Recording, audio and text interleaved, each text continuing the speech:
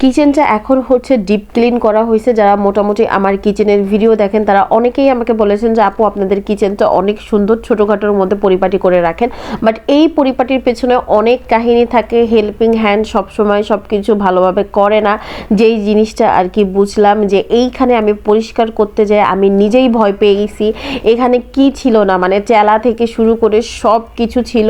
এই র্যাক ট্যাক উঠাইছি, এখানে তেলা পোকা A to Z ছিল। আমার কাছে মনে হতো যে তেলাপোকা কোত্থেকে আসতেছে।